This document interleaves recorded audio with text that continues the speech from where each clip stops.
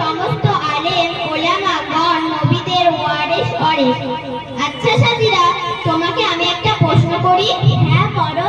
তোমার দাদু কি বেঁচে আছেন? না, তিনি অনেক আগেই মারা গেছেন। তোমার দাদুর জানাজা নামাজ কি তুমি পড়িয়েছিলে, না তোমার কলেজের কোনো প্রফেসর পড়িয়েছিল? কি হলো, উত্তর দাও। চুপ করে আছো কেন? ক্যাসেট জড়িয়ে গেল নাকি? না না, তা কেন, মসজিদের ইমাম সাহেব পড়িয়েছিলেন। এই তো একটু আগে তুমি মাওলানা মৌলভীদের দোষ দিচ্ছিলে। মাওলানা মৌলভী ছাড়া যদি বিয়ে শাদী জানাজা নামাজ না হয়, তাহলে অবশ্যই আমাদের তাদের কথা শোনা উচিত।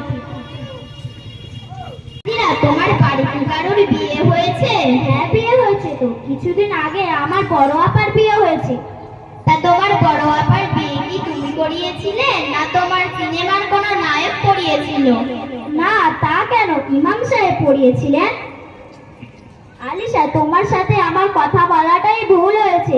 এখানে সবাই আমাকে দেখছে আর তুমি সবার সামনে আমাকে অপমান করছো।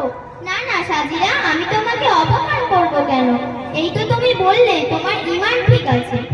আচ্ছা সাজিরা, বলো তো দেখি, তুমি 5 ওয়াক্ত নামাজ কখন কোন ওয়াক্ত পড়তে হয়? এটা তো আমাকে বলতেই হবে। কলেজে এসব শেখানি, তাতে কি হয়েছে? মা তো দেখি 5 বার নামাজ পড়ে। হ্যাঁ, এটা আমার হবে তো।